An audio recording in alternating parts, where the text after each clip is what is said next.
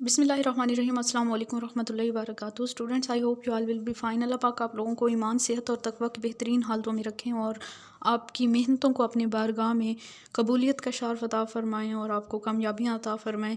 जिस गोल के लिए आप इतना स्ट्रगल कर रहे हैं, आपके वो गोल्स अचीव हो जाएँ जल्द अज़ जल्द। हम चैप्टर नंबर 11 स्टार्ट करने जा रहे हैं, जो कि है सिंथेटिक पॉलीमर्स। सबसे पहले हम ये देखते हैं मोनोमर्स क्या होते हैं। मोनोमर्स स्मॉलर यूनिट होते हैं जो आपस में कंबाइन करते हैं तो वो लार्जर यूनिट बनाते हैं, मीन के लार्जर मॉलिक्यूल्स बनाते हैं, जिनको हम पॉलीमर्स कहते हैं। मोनोमर्स जब पॉलीमराइजेशन का रिएक्शन होता है, मोनोमर्स जब आपस में जुड़ते हैं तो पॉलीमर्स बनते हैं। Main type of synthetic polymers, there are two types of synthetic polymers. Number 1 linear polymers, जो कि बहुत लार्ज चेन्स की शक्ल में होते हैं।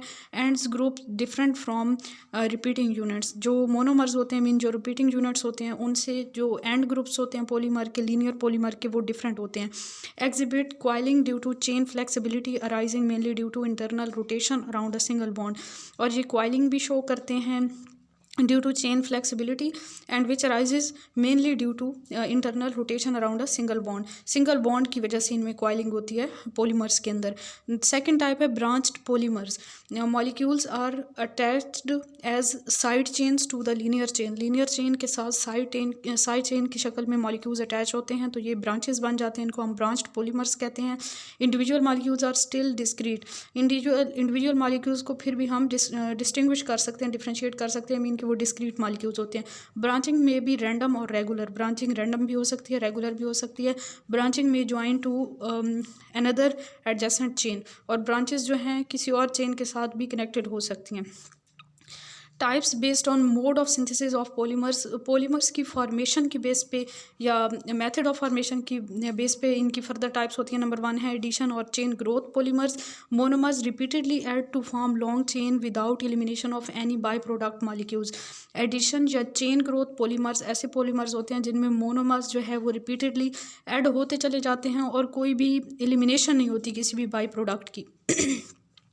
Monomers are generally unsaturated compounds, और इनमें ये भी खास बात है कि मोनोमर्स जो होते हैं वो ज़्यादातर अनसेचुरेटेड कंपाउंड्स होते हैं, तभी उनकी एडिशन ईजी होती है एक दूसरे के साथ। यूजुअली डेरिवेटिव्स ऑफ अल्कीन्स, और ज़्यादातर अल्कीन्स के डेरिवेटिव्स होते हैं। फ्री रेडिकल मैकेनिज्म की बात करें जिसके थ्रू जो है वो पॉलीमराइजेशन का प्रोसेस होता है। Polymerization of unsaturated compounds is often induced by an initiator. ज़्यादातर अनसेचुरेटेड कंपाउंड की पॉलीमराइजेशन का प्रोसेस जो होता है वो एक इनिशिएटर के थ्रू इंड्यूस होता है। Compound produce free radicals. Initiator ऐसा कंपाउंड होता है जो कि फ्री रेडिकल बनाता है, जैसे ऑर्गेनिक पैरोक्साइड्स हैं, इनमें क्लीवेज होती है, बॉन्ड क्लीवेज, और इस तरह से जो है फ्री रेडिकल्स में वो चेंज हो जाते हैं। One end of the chain retain an unpaired electron and can add another monomer molecule. जो चेन ग्रोथ हो रही होती है, जिस चेन में मीन के पॉलीमर जब बनता है तो चेन बढ़ती चली जाती है, तो उसके एक एंड के अंदर एक अनपेयर्ड इलेक्ट्रॉन रह जाता है, मीन के वो रेडिकल बन जाता है, और वहाँ से मजीद मोनोमर मॉलिक्यूल जो होते हैं वो ऐड होते चले जाते हैं। Reaction is terminated by combination of two free radical chains और बाय डिस्प्रोपोर्शनेशन। रिएक्शन ख़त्म कैसे होता है? या तो दो फ्री रेडिकल चेन्स आपस में कंबाइन कर जाती हैं, या फिर डिस्प्रोपोर्शनेशन रिएक्शन हो जाता है। और प्रेशर इसमें 1000 एटीएम रखा जाता है और टेम्परेचर 100 डिग्री सेल्सियस रखा जाता है फ्री रेडिकल मैकेनिज्म के अंदर। सबसे पहले इसमें इनिशिएशन का स्टेप होता है। इनिशिएशन में पैरोक्साइड जो है उसको हीट किया जाता है तो दो फ्री रेडिकल्स बनेंगे, और मज़ीद वो चेंज होंगे फ्री रेडिकल में, अल्काइल फ्री रेडिकल और कार्बन डाइऑक्साइड में। Alkyl free radical then alkene के साथ रिएक्ट करेगा अल्कीन के साथ, तो एक और फ्री रेडिकल बना देगा इस तरह से। सेकंड स्टेप है प्रोपोगेशन स्टेप। प्रोपोगेशन स्टेप में ये जो अल्काइल फ्री रेडिकल बना है इसका मजीद अल्कीन के साथ रिएक्शन होगा और इस तरह चेन बढ़ती जाएगी। और मैंने आपको पहले बताया कि चेन के एंड पे एक एंड के ऊपर एक फ्री इलेक्ट्रॉन होगा, मीन कि ये चेन जो है ये फ्री रेडिकल की फॉर्म में होगी। फिर उसी एंड से जो है मजीद मोनोमर्स अटैच होते चले जाएंगे। जैसे अब इस चेन के साथ अगर हम एन अल्कीन के मॉलिक्यूल को ऐड करते हैं तो वो इस तरह से चेन बढ़ती चली जाएगी। N-1 CH2 यूनिट जो हैं ये मोनोमर्स जो हैं वो अटैच होते जाएंगे। Termination by dimerization. टर्मिनेशन का प्रोसेस एक तो डाइमराइजेशन से हो सकता है, मीन के दो चेन्स आपस में, दो फ्री रेडिकल चेन्स आपस में कंबाइन कर जाएं। जैसे ये एक फ्री रेडिकल चेन है और ये उसके साथ दूसरी फ्री रेडिकल चेन है, दोनों सेम हैं। यहाँ पे जो इनके ये दोनों एंड्स हैं ये आपस में कनेक्ट हो जाएंगे और इस तरह से ये एक न्यूट्रल चेन बन जाएगी। या फिर टर्मिनेशन होती है बाय डिस्प्रोपोर्शनेशन। डिस्प्रोपोर्शनेशन से जो टर्मिनेशन होती है उसमें हमारे पास जो चेन है ये इसकी हम दो चेन लेंगे, ठीक है। और इसमें एक जो है चेन उसमें आपके पास जो है वो यहाँ पे डबल बॉन्ड आ जाएगा, और दूसरी चेन जो है यहाँ से बल्कि मैं आपको बता देती हूँ, RCH2CH2 CH2CH2 N-1 ये यूनिट्स हैं, और देन CH2CH2 रेडिकल है। तो आपके पास जो एक प्रोडक्ट बनेगा वो बनेगा RCH2CH2 CH2CH2 N-1 ये, और फिर CH2 double bond CH2, mean के यहाँ पे इन दोनों कार्बन के दरमियान डबल बॉन्ड आ गया। और दूसरा जो है ना, दूसरे में RCH2CH2 CH2CH2 N-1 and CH2CH3। दूसरे में ये हुआ है कि यहाँ पे हाइड्रोजन एटम ऐड हुआ है, मीन के यहाँ से एक हाइड्रोजन एटम निकल जाएगा और वो हाइड्रोजन एटम इधर ऐड हो जाएगा, तो ये CH डबल बॉन्ड CH2 बन जाएगा। यहाँ से एक हाइड्रोजन इधर आ गया, मीन के इसमें से हाइड्रोजन रिमूव हुआ है तो इसकी ऑक्सीडेशन हुई है, इसमें हाइड्रोजन की एडिशन हुई है तो इसकी रिडक्शन हुई है, तो ये डिसप्रोपोर्शनेशन रिएक्शन हो गया, सेल्फ ऑक्सीडेशन रिडक्शन रिएक्शन हुआ, और इस तरह से ये टर्मिनेशन का प्रोसेस हो जाएगा। Chain transfer agents regulate molecular mass of commercial polymer. Chain transfer agents जो होते हैं ना, ये रेगुलेट करते हैं molecular mass of commercial polymers and react with developing polymers to interrupt growth of particular chain. ये जो है वो रिएक्ट करते हैं डेवलपिंग पॉलीमर के साथ और उसकी किसी पर्टिकुलर चेन की ग्रोथ को इंटरप्ट करते हैं, और प्रोडक्ट्स जो हैं वो फ्री रेडिकल्स होते हैं जो कि फर्दर रिएक्ट कर सकते हैं। ओवरऑल इफेक्ट ये होता है कि एवरेज मॉलिक्यूलर मैस जो है वो डिक्रीज कर जाता है without reducing rate of polymerization. Termination of one chain and initiation of another take place simultaneously, chain growth transfer from one side to another. Termination of one chain and initiation of another take place simultaneously, ठीक है। और chain growth जो है वो transfer हो जाती है from one side to another side. जैसे आपके पास एक यहाँ पे चेन ट्रांसफ़र एजेंट अगर है और उसका वो थायोल है और उसका आपके पास जो रेडिकल चेन है उसके साथ रिएक्शन हो रहा है, तो टर्मिनेशन ऑफ वन चेन, तो यहाँ पे एक चेन की टर्मिनेशन करवा दिया इसने, और इस तरह यही वाला जो आपके पास है यहाँ से जो रेडिकल बना है इसका आप रिएक्शन करवाएंगे CH2 डबल बॉन्ड CHX के साथ, तो यहाँ पे इनिशिएशन करवा रहा है ये न्यू चेन की, initiation of another chain. Inhibitors क्या होते हैं? कमर्शियल सब्सटेंसेस होते हैं केपेबल ऑफ इनहिबिटिंग और killing chain growth by combining with active free radical and forming either stable products और इनएक्टिव फ्री रेडिकल्स। इनमें ये कैपेसिटी होती है कि या तो ये फ्री रेडिकल चेन को जो है वो न्यूट्रलाइज कर देंगे, उसको ख़त्म कर देंगे, किल कर देंगे चेन को, चेन की ग्रोथ को, एंड या फिर ये फॉर्म करेंगे स्टेबल प्रोडक्ट बना देंगे, या फिर इनएक्टिव फ्री रेडिकल बनाएंगे। दैट इज़ पैराबेंजोक्विनोन है एंड नाइट्रोबेंजीन एंड बेंजोथायाजीन, ये इसकी एग्जांपल हैं and used in polymer industry, और इनको पॉलीमर इंडस्ट्री में यूज़ किया जाता है। जैसे ग्रोइंग पॉलीमर चेन है, इसका बेंजोक्विनोन के साथ रिएक्शन करवाएंगे तो polymer chain with resonance stabilized group, तो यहाँ पे पॉलीमर चेन ये इसके साथ अटैच हो जाएगा, ये वाला जो चेन है ना यहाँ से अटैच हो जाएगी, और ये इसके रेजोनेटिंग स्ट्रक्चर्स हैं। इनर्ट प्रोडक्ट जो है ये इस तरह से बन जाएगा, मीन के इसका ये जो फ्री इलेक्ट्रॉन है ये इन्वॉल्व हो जाएगा यहाँ पे, और वो वाला जो यहाँ से ये दो इलेक्ट्रॉन आपको नज़र आ रहे हैं, डबल बॉन्ड के दो इलेक्ट्रॉन, तो एक इलेक्ट्रॉन जो है इस इलेक्ट्रॉन के साथ मिलकर यहाँ पे बॉन्ड बना देगा, और दूसरा इलेक्ट्रॉन जो है वो रिंग के अंदर जो है वो मूव कर जाएगा। तो इस तरह से आपके पास जो पॉलीमर चेन है वो इनर्ट प्रोडक्ट में चेंज हो जाएगी, जो कि पहले फ्री रेडिकल की फॉर्म में थी। एटमॉस्फेरिक ऑक्सीजन जो है ये गुड इनहिबिटर है, so radical polymerization is generally carried out under nitrogen atmosphere. Atmospheric oxygen जो है ये गुड इनहिबिटर है, जो चेन की ग्रोथ को किल कर देगा। इस वजह से रेडिकल पॉलीमराइजेशन का जो प्रोसेस है वो ज़्यादातर नाइट्रोजन एटमॉस्फेयर में करवाया जाता है in the absence of oxygen. Major use of inhibitor is in the preservation of monomer during production and storage. Major जो यूज़ है इनहिबिटर्स का वो प्रिजर्वेशन ऑफ मोनोमर्स के लिए यूज़ किया जाता है during production and storage. In the industrial practice inhibitors are not removed period to polymerization, nevertheless killed by adding further initiators to monomers used to rest polymers beyond a certain conversion, so uniform products are achieved, cross linking is avoided, so inhibitors are called short stops। inhibitors को short stops भी कहते हैं क्योंकि ये polymers को arrest कर लेते हैं बियॉन्ड अ सर्टेन कन्वर्जन, मज़ीद कन्वर्जन नहीं होने देते, एक ख़ास कन्वर्जन तक उन्हें रोक देते हैं। So uniform products are achieve, तो हमें एक प्रॉपर यूनिफॉर्म प्रोडक्ट मिल जाता है। क्रॉस लिंकिंग अवॉइड हो सकती है, इस वजह से इनको शॉर्ट स्टॉप भी कहते हैं इनहिबिटर्स को। To kill all active radicals and stop polymerization, inhibitors are added towards the end of the polymerization. सारे एक्टिव रेडिकल्स को ख़त्म करने के लिए और पॉलीमराइजेशन को ख़त्म करने के लिए इनहिबिटर्स को बिल्कुल एंड ऑफ पॉलीमराइजेशन में ऐड किया जाता है। ब्रांच्ड और cross linked polymers at high temperature monomers not only added to double bond but hydrogen radical are removed by so branching occur. Branch और क्रॉस लिंक पॉलीमर जो होते हैं ना, हाई टेम्परेचर के ऊपर जो मोनोमर्स होते हैं वो ना सिर्फ डबल बॉन्ड के ऊपर ऐड होते हैं बल्कि हाइड्रोजन रेडिकल्स जो हैं उनको भी रिमूव करते हैं सो ब्रांचिंग कर, जिसकी वजह से ब्रांचिंग का प्रोसेस होता है, न्यू रेडिकल सेंटर्स बन जाते हैं। तो इस तरह से आप इस एग्जांपल से देख सकते हैं कि यहाँ पे आपके पास जो है ना एक स्ट्रेट चेन है और इसमें से यहाँ से हाइड्रोजन रिमूव हो रहा है, एक इलेक्ट्रॉन अपने साथ लेके जा रहा है हाइड्रोजन रेडिकल की फॉर्म में और पीछे जो चेन है वो भी रेडिकल में चेंज हो रही है। Next CH2 double bond CH2 add करेंगे, डिफरेंट स्टेप्स होंगे, उसके बाद जो है इस तरह से जहाँ से हाइड्रोजन रिमूव हुआ था वहाँ से एक चेन अराइज हो जाएगी। Product is large multi dimensional molecule, जो प्रोडक्ट बनेगा वो लार्ज मल्टी डायमेंशनल मॉलिक्यूल बनेगा, ठीक है। Complex space network having low melting point, एक कॉम्प्लेक्स स्पेस नेटवर्क बन जाएगा जिसका मेल्टिंग पॉइंट कम होगा। Free radical polymerization can also be promoted by mixture of ferrous sulphate and hydrogen peroxide. Free radical polymerization को हम प्रमोट कर सकते हैं by using a mixture of ferrous sulphate and hydrogen peroxide FeSO4 plus H2O2 which react to produce OH radicals. Hydroxide radical ये बना देते हैं to initiate chain reaction, और ये हाइड्रोक्साइड रेडिकल्स जो हैं ये चेन रिएक्शन को इनिशिएट करते हैं। FeSO4 plus H2O2 mixture is used as catalyst in the manufacture of Orlon Teflon. Orlon Teflon की मैन्युफैक्चरिंग के दौरान FeSO4 plus H2O2 मिक्सचर को एज अ कैटलिस्ट यूज़ किया जाता है। नेक्स्ट ये कैटायनिक पॉलीमराइजेशन है। Cationic polymerization is initiated by acids that is sulphuric acid, hydrogen fluoride, Lewis acid, BF3, SnCl4, AlCl4, ये लुइस एसिड्स हैं containing small amount of water. तो इनको as an initiator use किया जाता है। Example देखें तो polymerization of isobutylene generally give dimeric product. Isobutylene की जो पॉलीमराइजेशन है ज़्यादातर इससे डाइमेरिक प्रोडक्ट बनते हैं।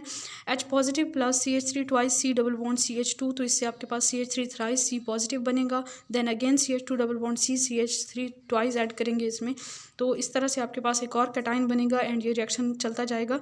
और इसमें जब यहाँ पे ये रिएक्शन कंप्लीट होगा तो दो तरह के प्रोडक्ट बनेंगे। एक प्रोडक्ट ये है जिसके अंदर ये हाइड्रोजन वाला बॉन्ड जो है वो यहाँ पे शिफ्ट हो, और दूसरा ये है कि इस दूसरे हाइड्रोजन वाला बॉन्ड यहाँ पे शिफ्ट हो। तो मेजर प्रोडक्ट हमारे पास ये है जिसके अंदर जो है वो ये लास्ट वाला हाइड्रोजन यहाँ से रिमूव होगा और यहाँ पे ये अल्कीन बनेगा, और दूसरा माइनर प्रोडक्ट होगा। तो मेजर प्रोडक्ट हमारे पास बन रहा है जी स्टेबल जो होगा, जो कि 1 कार्बन फर्स्ट कार्बन के ऊपर डबल बॉन्ड बन रहा है, 1 2 3 4 5 कार्बन की चेन है, तो 2 और 4 पे मिथाइल ग्रुप्स भी अटैच हैं। 2,4,4 ट्राई मिथाइल 1 पेंटीन जो है ये मेजर प्रोडक्ट है। मीन के जिसमें ब्रांचेस तो तकरीबन सेम हैं दोनों में।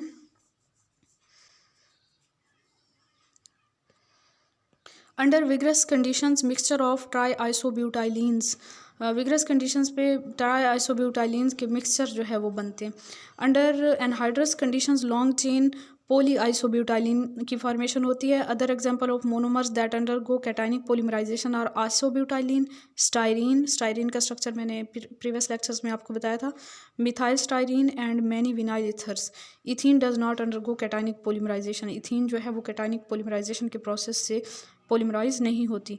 एनायनिक पॉलीमराइजेशन है, anions add to double bond only when it is strong base like sodamide in liquid ammonia और टर्शियरी ब्यूटाइल लिथियम है। तो एनाइन तब ऐड होते हैं डबल बॉन्ड पे जब वो एक स्ट्रॉन्ग बेस की फॉर्म में हो। There is no termination step because one carbanion does not react with other. Polymers produced, जो पॉलीमर्स बनते हैं आर कॉल्ड लिविंग पॉलीमर्स, क्योंकि इसमें टर्मिनेशन नहीं होती। Keep on growing as long as supply of monomers. Reaction can be terminated by quenching with a substance that can react with carbanion, that is water।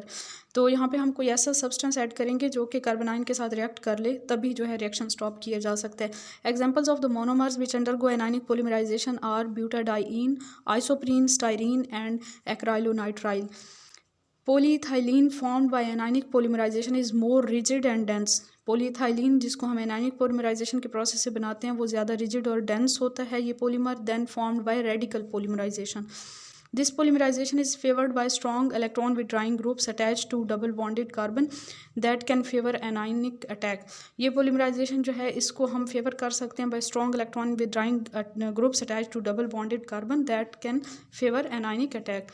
Coordination polymerization and next polymerization reaction is especially of olefins and dienes catalyzed by organic metallic compounds fall under the category of coordination polymerization। Olefins या dance की जो polymerisation है ये ज़्यादातर coordination polymerisation की category में आ जाती है और ये कैटलाइज होती है by organo metallic compounds. Karl Ziegler and Giulio Natta independently developed a system of catalyst and were awarded Nobel Prize in Chemistry in 1963। Karl and Giulio जो थे कार्ल ज़ेगलर एंड ग्यूलियो नेटा, इन्होंने इंडिपेंडेंटली एक catalyst का system develop किया था और इनको नोबेल प्राइज़ भी मिला था केमिस्ट्री में 1963 में। इस सिस्टम को हम ज़िगलर नेटा कैटलिस्ट कहते हैं, ठीक है। और ये दो साइंटिस्ट ने इंडिपेंडेंटली डेवलप किया था ये सिस्टम ज़िगलर नेटा catalyst prepared from transition metal halides and tertiary alkyl aluminium. और ये जो कैटलिस्ट का सिस्टम है इसको बनाया जाता है from transition metal halides and tertiary alkyl aluminium. Tertiary alkyl aluminium और ट्रांजिशन मेटल हैलाइड से इसे बनाया जाता है। Most common prepared from titanium chloride and try ethyl aluminium heterogeneous catalyst. ये एक हेट्रोजीनियस कैटलिस्ट है जिसे टाइटेनियम क्लोराइड और ट्राई इथाइल एल्यूमिनियम से बनाया जाता है। इनसोलुबल फाइब्रस मटेरियल होता है, titanium complex holding ethyl groups. और बेसिकली ये टाइटेनियम कम्प्लेक्स होता है जिसमें इथाइल ग्रुप्स लगे हुए होते हैं। These catalysts are used as suspension in a hydrocarbon solvent containing monomers। In catalyst को एज अ सस्पेंशन यूज़ किया जाता है हाइड्रोकार्बन सॉल्वेंट के अंदर जिनमें मोनोमर्स प्रेजेंट होते हैं और फिर वहाँ पे पॉलीमराइजेशन का प्रोसेस होता है। तो यहाँ पे आपके पास ये एग्जांपल है ज़िगलर नेटा कैटलिस्ट की जिसमें टाइटेनियम के साथ इथाइल ग्रुप लगा हुआ है, ठीक है। और यहाँ से दो क्लोरीन जो हैं वो आपको सॉलिड लाइन से अटैच होते हुए नज़र आ रहे हैं, दो डॉटेड लाइन से। और नेक्स्ट एल्यूमिनियम के साथ दो इथाइल ग्रुप्स और दो क्लोरीन जो है वो डॉटेड लाइन से उस तरह ये आपस में भी कोऑर्डिनेट कर रहे हैं। पोटेंशियल कोऑर्डिनेशन साइड जो है वो टाइटेनियम है और लाइगेंड्स जो हैं इसमें ऑक्टाहेड्रल, ये ऑक्टाहेड्रल हैं विद वन वैकेंट साइड और एक साइड जो है वो वैकेंट है। Potential coordination side titanium chloride और ट्राईथाइल एल्यूमिनियम जो है इसको ज़ेगलर नेटा कैटलिस्ट कहते हैं। Titanium through coordination side coordinates with pi bond of ethene. Titanium जो है उसके ऊपर जो वैकेंट साइट होती है, जो कोऑर्डिनेशन साइट होती है, उसके थ्रू वो इथीन के साथ पाई बॉन्डिंग बनाता है, ठीक है। Pi electron cloud overlaps empty D orbital of titanium metal. और पाई इलेक्ट्रॉन क्लाउड जो है वो टाइटेनियम मेटल के डी ऑर्बिटल पे ओवरलैप करता है। Both ethyl and ethene held with titanium. Ethyl group और इथीन दोनों जो है वो टाइटेनियम के साथ जुड़ जाते हैं। Ethene inserts itself between titanium and ethyl groups in first step में इथीन जो है ख़ुद को टाइटेनियम और इथाइल ग्रुप के दरमियान में इंसर्ट कर लेता है। उसके बाद coordination site ready to receive another ethene group और नेक्स्ट जो है फिर फर्दर वहाँ से वो एक और इथीन ग्रुप को रिसीव करने के लिए साइड जो है वो रेडी हो जाती है। जहाँ पे आप देखें तो ये ज़ेगलर नेटा कैटलिस्ट है। CH2 डबल बॉन्ड CH2 इसके साथ अटैच होगा। यहाँ पे इस साइड से इसने अटैच होना है, यहाँ से कोऑर्डिनेट बॉन्ड्स के थ्रू यहाँ से ये अटैच होगा। देन फर्दर जो है इथीन ने यहाँ से ये C2H5 था तो CH2 इसने जो है इस वाले पार्ट ने फिर इसके साथ कंबाइन कर जाना है और यहाँ पे साइट अवेलेबल हो जाएगी एक और इथीन मॉलिक्यूल को अपने साथ अटैच करने के लिए।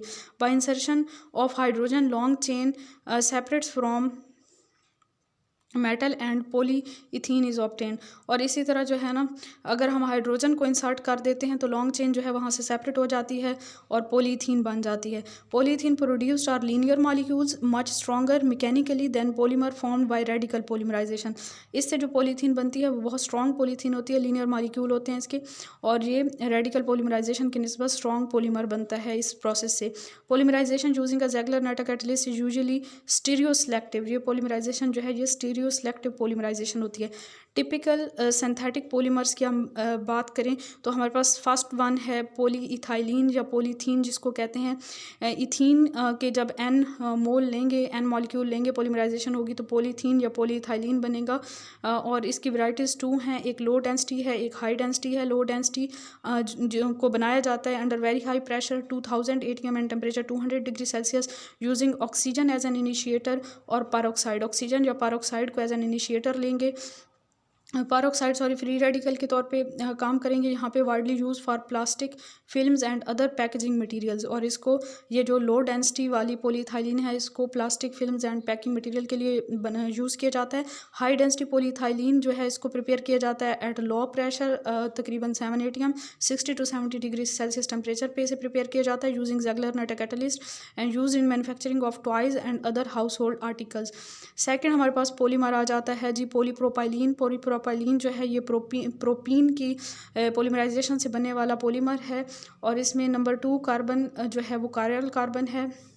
यहाँ पे अगर आप देखें तो नंबर 2 कार्बन जो है इसमें कायरल कार्बन है, उसके पास 4 डिफरेंट ग्रुप्स अटैच होंगे और इसकी 3 फॉर्म्स हैं, एक एटैक्टिक है, दूसरा आइसोटैक्टिक है और तीसरा सैंडायोटैक्टिक है। Atactic random configuration along chain, इसकी रैंडम कॉन्फ़िगरेशन होती है पूरी चेन में।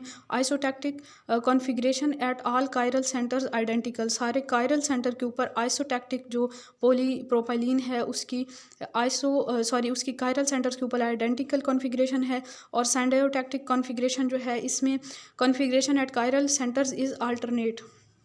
Most commercial preparations are at least 95% isotactic. ज़्यादातर जो कमर्शियल प्रिपरेशंस हैं वो आइसोटैक्टिक पॉलीप्रोपाइलीन की प्रिपरेशन होती है 95%। Polypropylene has many similarities to high density polyethylene. Polypropylene जो है इसकी बहुत सी सिमिलैरिटीज़ हैं हाई डेंसिटी पॉलीइथाइलिन के साथ, though its melting point is much higher that is 170 degree Celsius, लेकिन इसका मेल्टिंग पॉइंट काफ़ी हाई है 170 डिग्री सेल्सियस। यूज़ की बात करें तो इसे यूज़ किया जाता है अप्लायंसेस में like refrigerators, radio, TV, in producing package films, pipes, storage tanks, seat covers, monofilaments and ropes. Third one है जी हमारे पास पॉलीविनाइल क्लोराइड। ये नेक्स्ट हमारा पॉलीमर है, synthetic polymer form by free radical polymerization of vinyl chloride. Polyvinyl chloride is hard resin use to make plastic pipes, rods and compact discs. When high boiling esters that is bis to ethyl hexyl phthalate added in formation, it becomes soft, used for imitation leather, plastic coats, floor covering and plastic squeeze bottles. तो यहाँ पे आपके पास ये monomer है जो कि N आपस में जुड़ेंगे तो ये एक पॉलीमर बनेगा polyvinyl chloride. Next polyisobutylene है, स्टिकी इलास्टोमर है, used in adhesives during polymerization. If small amount of the isoprene 2-methyl-1,3-butadiene is added, a copolymer with some double bond at which cross links can form is produced. Vulcanization of this isobutylene isoprene copolymer produces butyl rubber. Copolymer has different properties from individuals. Number 5 है natural and synthetic rubber. Natural rubber is an addition polymer of isoprene obtained from milky sap or latex of rubber tree. Latex is coagulated by formic acid or acetic acid and converted into sheets. Mostly consist of polyisoprene in which double bonds are cis. All cis polyisoprene are natural rubbers. Gummy material not have characteristics of rubber with which we are familiar. Gummy material की ज़्यादातर जो है वो rubber की properties नहीं होती जिनको हम जानते हैं ज़्यादातर। वल्कनाइज्ड टू गिव स्ट्रेंथ, उनको वल्कनाइज किया जाता है उनको स्ट्रेंथ देने के लिए। And elasticity raw rubber plus small amount of sulphur. अगर रॉ रबर में कुछ अमाउंट में सल्फर ऐड करके उसे हीट करते हैं तो sulphur cross links between different polymer chains is formed in place of reactive hydrogen atoms and which is used in automobile tyres. अच्छा जी, नेचुरल रबर जो होते हैं वो होमोपॉलीमर्स होते हैं, some synthetic rubbers are copolymer. SBR क्या है? Styrene butadiene rubber. ये सिंथेटिक रबर होता है, ये कोपॉलीमर होता है। 25% स्टाइरीन होता है इसमें, 75% 1,3 ब्यूटाडाइन होता है। Mostly used in automobile tyres. और ये इसका स्ट्रक्चर भी आपको नज़र आ रहा है, CH2 CH C6H5 CH2 CH double bond CH double bond CH2N। Poly isoprene cis as well as trans हो सकते हैं poly isoprene in natural rubber and gutta percha respectively with Ziegler catalyst stereo selective polymerization of the isoprene material produced is 1,4-polyisoprene virtually identical to natural rubber। ये जो पोली isoprene है अगर हम इसे जेगलर नेटा कैटलिस्ट के थ्रू इसे बनाते हैं तो स्टीरियो सेलेक्टिव पोलीमराइजेशन होती है आइसोप्रीन की और जो मटेरियल प्रोड्यूस होता है वो हमारे पास है जी 1,4 पोली आइसोप्रीन जो कि तकरीबन नेचुरल रबर से मिलता जुलता होता है पोली isoprene. Depending upon initiator and solvent system, other varieties can be produced cis 1,4 and trans 1,4 and 1,2 and 3,4 vinyl units in the molecule। बाकी वेराइटीज़ भी हम प्रोड्यूस कर सकते हैं सिस 1,4 या ट्रांस 1,4 या 1,2 और 3,4 विनाइल यूनिट्स मॉलिक्यूल के अंदर ऐड करके, डिपेंड करता है इनिशिएटर और सॉल्वेंट सिस्टम हम कौन सा यूज़ कर रहे हैं। 7वें नंबर पे हमारे पास पोली क्लोरोप्रोपीन आ जाता है जिसको नियोप्रीन भी कहते हैं। पोली क्लोरोप्रोपीन सिंथेटिक रबर है ये भी neoprene made by free radical polymerization of chloroprene जो कि है 2-क्लोरोब्यूटाडाइन। इसकी जब फ्री रेडिकल पोलीमराइजेशन होती है तो नियोप्रीन बनता है resistant to chemical action so used to make hoses for petrol और oil and containers for corrosive chemicals. ये जो है केमिकल एक्शंस को बहुत रेजिस्ट करता है तो इस वजह से इससे हॉजेस बनाए जाते हैं पेट्रोल या ऑयल्स के लिए या फिर केमिकल्स के लिए, क्रोसिव केमिकल्स के लिए। Also used in electrical insulation conveyor belts and for producing shoe soles solid tyres and gloves. और इसका स्ट्रक्चर आपके पास CH2C Cl double bond CH single bond CH2 N units होंगे। पोलीस्टाइरीन पोलीविनाइल बेंजीन है ये produced by free radical polymerization of styrene की free radical polymerization से ये बनने वाला मटेरियल है यूजिंग सस्पेंशन और बल्क टेक्निक। इंडस्ट्रियली सस्पेंशन या बल्क टेक्निक से इसे बनाया जाता है। प्रोडक्ट हमारे पास एमोर्फस होता है, ब्रिटल होता है, used for various moulded objects when formed as foam rigid excellent thermal insulator called Styrofoam. जब हम इसे एज अ फोम बनाते हैं तो रिजिड होता है, एक्सीलेंट थर्मल इंसुलेटर के तौर पे एक्ट करता है और ये स्टायरोफोम इसे हम कहते हैं। Use to make moulded containers lids jars bottles radio and TV cabinet toys etc are formed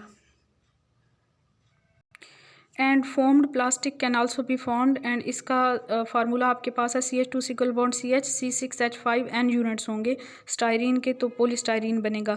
styrene butadiene copolymer elastomers used as a synthetic rubber. Styrene butadiene copolymer जो है ये एक इलास्टोमर होता है और इसको सिंथेटिक रबर के तौर पे यूज़ किया जाता है। स्टाइरीन ब्यूटाडाइन एक्राइलोनाइट्राइल ये भी कोपोलीमर है और tough hard used as replacement for object like metal panels.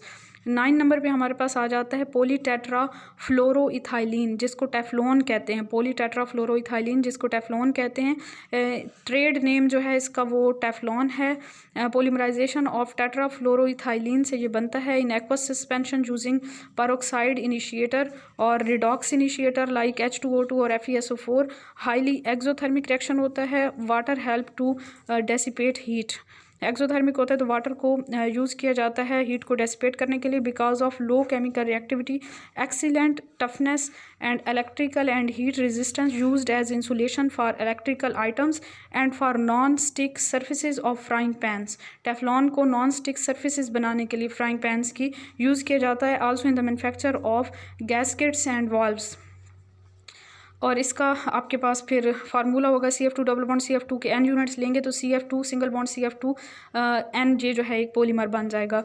Poli acrylonitrile जिसको हम पैन कहते हैं, PAN पोलीविनाइल साइनाइड भी इसे कहते हैं। This is formed by radical polymerization of the acrylonitrile FeSO4 plus in FeSO4 plus H2O2 mixture give OH radical. FeSO4 और H2O2 mixture जो है OH रेडिकल देगा। PAN decomposes before it melt so PAN जो है ये decompose हो जाता है मेल्ट होने से पहले। So melt spinning can not be used for production of fibres. इस फाइबर की प्रोडक्शन के लिए मेल्ट स्पिनिंग यूज़ नहीं किया जाता। Soluble in NN dimethyl formamide and solution can be spun to produce fibres. और इसके फाइबर्स जो हैं वो ऑर्लॉन है एंड एक्रिलॉन है which are used in making sweeteners sweaters, blankets and carpets, sweaters और ब्लैंकेट्स वगैरह बनाने के लिए इसके फाइबर यूज़ होते हैं, जो कि ऑरलॉन, एक्रोलोन वगैरह हैं। NCH2 डबल बॉन्ड CHCN है, ये इसके मोनोमर्स हैं, और ये कंबाइन करेंगे तो CH2 सिंगल बॉन्ड CHCN ये पॉलीमर बन जाएगा। पॉलीमर का एक जो है वो स्ट्रक्चर है। कंडेंसेशन पॉलीमर्स क्या होते हैं? Formed by linking together many monomers through intermolecular elimination of the small molecules like water और अल्कोहल वगैरह, जो स्मॉल मॉलिक्यूलर मैस वाले होते हैं उनकी जब एलिमिनेशन होती है तो हमारे पास जो है इस तरह से ये कंडेंसेशन पॉलीमर्स बनते हैं। न्यू नेम इसका स्टेप पॉलीमराइजेशन भी है। कंडेंसेशन पॉलीमराइजेशन का न्यू नेम है step polymerization. Reaction proceed through functional groups of the monomers and polymers formed. Reaction जो है वो फंक्शनल ग्रुप से प्रोसीड करता है और पॉलीमर्स बनते हैं। Each step of series reaction is independent of the preceding one. पिछले स्टेप से अगला स्टेप जो होता है वो इंडिपेंडेंट होता है। Most important step polymers are polyesters, polyamides, polyurethanes and phenol formaldehyde resins. Next इसमें हम अगर डिटेल देखें तो सबसे पहले पॉलीएस्टर्स हैं नंबर 1। पॉली कंडेंसेशन रिएक्शन से जो है ये बनते हैं। Di carboxylic acid plus diol का रिएक्शन होगा आपस में। One of most important polyester is poly ethylene terephthalate PETP जिसको कहते हैं,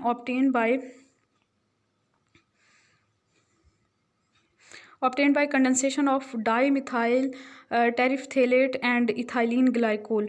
डाईमिथाइल टेरिफ्थेलेट और इथाइलिन ग्लाइकोल से ये बनता है। इसमें आप एग्जांपल देख सकते हैं, पॉली इथाइलिन टेरिफ्थेलेट बन जाएगा at the end the polymer melt can be spun into fibres to produce Terylene और डेक्रोन, और the polyethylene terephthalate fibres are composed of extended polymer chains with coplanar phenyl groups. ठीक है, इसमें extended polymer chains होती हैं coplanar phenyl groups की। Blending of the polyesters with cotton provide a fabric with high durability and excellent ease of care properties. Polyesters most common synthetic polymers fibers and have butyl revolutionized cloth industry. They have truly revolutionised cloth industry. Cloth industry में ये बहुत ज़्यादा importants हैं polyesters और most common synthetic polymer fibres हैं ये। Next हमारे पास पॉलीअमाइड है, सिल्क एंड वूल इसमें आ जाता है। नेचुरली अकरिंग पॉलीअमाइड्स हैं सिल्क एंड वूल। नाइलॉन 6,6 जो है ये मोस्ट इंपॉर्टेंट है, prepared by reaction of equimolar quantities of the hexamethylene diamine 1,6-diamine hexane जिसे हम कहते हैं, and adipic acid hexane dioic acid जिसको हम कहते हैं in aqueous methanol medium. Nylon 6,6 जो है बहुत ज़्यादा इंपॉर्टेंट है। इसको प्रिपेयर किया जाता है by the reaction of equimolar quantities of hexamethylene diamine and adipic acid. Hexamethylene diamine को 1,6-डायमीन अमीनो हेक्सेन कहते हैं, और जो एडिपिक एसिड है उसको हेक्सेन डायोइक एसिड कहते हैं। इनको एक्वस मेथनॉल मीडियम में लिया जाता है इक्वमोलर क्वांटिटीज़ में। तो इस तरह से हमारे पास ये बनता है। मोनोमर मिक्स्ड जब होते हैं मोनोमर्स तो नाइलॉन साल्ट प्रेसिपिटेट आउट हो जाता है 200 डिग्री सेंटीग्रेड अंडर प्रेशर। इसको जब हम हीट करते हैं तो नाइलॉन 6,6 बनता है। 6,6 जो है ये number of carbon atoms in 2 monomers हैं, दोनों में 6,6 कार्बन एटम है, तो इस वजह से इसके नेम में 6,6 आता है, यानी कि एडिपिक एसिड में भी और दूसरे रिएक्टेंट में भी। तो यहाँ पे आपके पास ये दोनों मोनोमर नज़र आ रहे हैं, दोनों में 6,6 कार्बन एटम्स हैं। इनके मिलने से फिर जो है आपके पास एक साल्ट बनेगा, उसको हीट करेंगे तो नाइलॉन 6,6 बनेगा। Nylon 6,6 can be melt spun into fibres stretch to about 4 times their original strength to increase strength. Nylon 6 important polyamide है। एक नाइलॉन 6,6 हमने पढ़ा, दूसरा है नाइलॉन 6। ये इंपॉर्टेंट पॉलीअमाइड है, prepared commercially by thermal polymerisation of caprolactam. Caprolactam की thermal polymerisation से नाइलॉन 6 बनता है।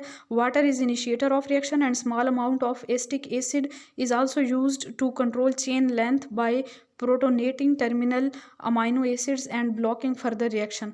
तो यहाँ पे कैप्रोलैक्टम का फार्मूला आपको नज़र आ रहा है। वाटर ऐड करेंगे, एसिटिक एसिड ऐड करेंगे तकरीबन 250 डिग्री सेल्सियस टेम्परेचर पे, तो नाइलॉन 6 जो है वो बन जाएगा। Nylon 6 can be also converted into fibres by melt spinning. Melt spinning से इसके भी फाइबर्स बनाए जा सकते हैं। पॉली यूरेथेन्स जो हैं ये क्या होते हैं? यूरेथेन कार्बामेट होता है, is formed by reaction of isocyanate with an alcohol. इस यूरेथेन का आइसोसायनेट के साथ रिएक्शन किया जाता है, यूरेथेन यूरेथेन को प्रिपेयर किया जाता है आइसोसाइनेट और अल्कोहल के रिएक्शन से। यहाँ पे आइसोसाइनेट और अल्कोहल आपको नज़र आ रहा है, इनके रिएक्शन से यूरेथेन बनाया जाएगा।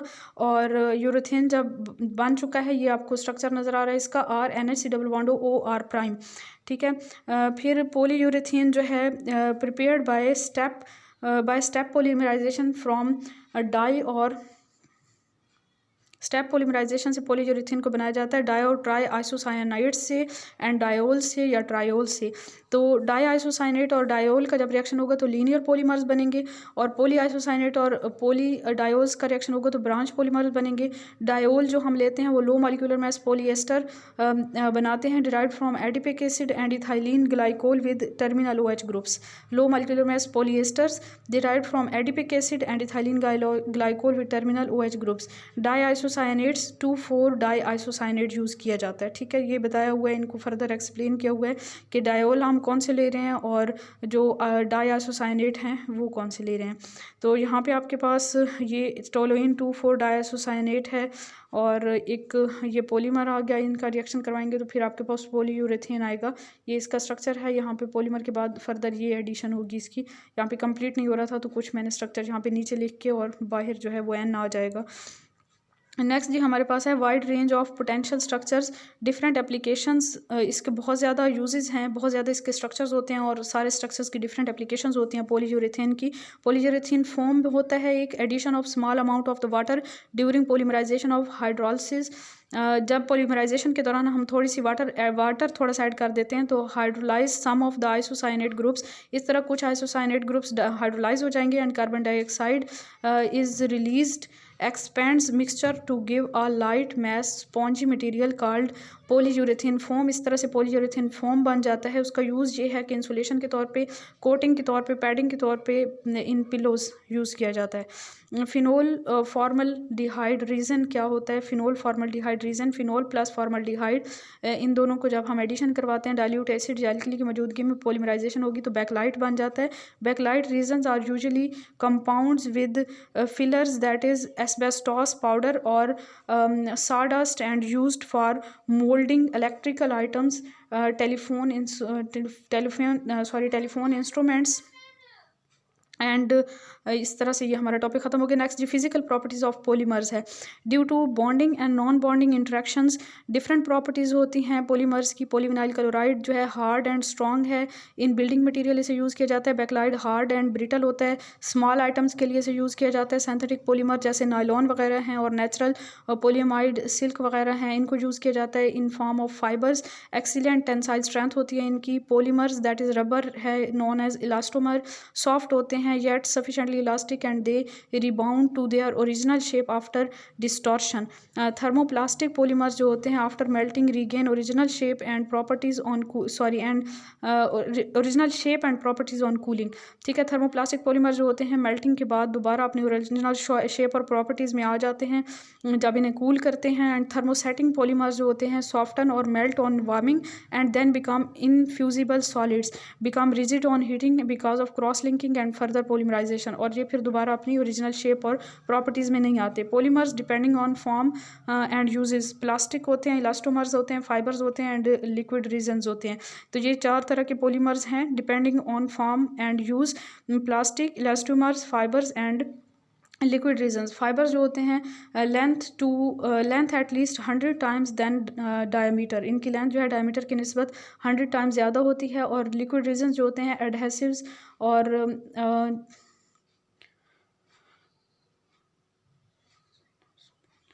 लिक्विड फॉर्म में जो है ये पाए जाते हैं जो लिक्विड रीजन्स होते हैं।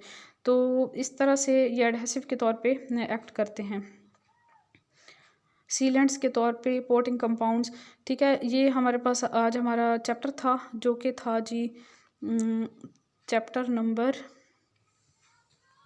11 सिंथेटिक पॉलीमर्स। तो चैप्टर नंबर 11 भी हमारा तकरीबन कंप्लीट हो चुका है। अब हमारा ऑर्गेनिक केमिस्ट्री का सिर्फ एक ही चैप्टर रह गया है जो कि है चैप्टर नंबर 12। उसको इंशाल्लाह ताला हम नेक्स्ट लेक्चर में कवर कर लेंगे।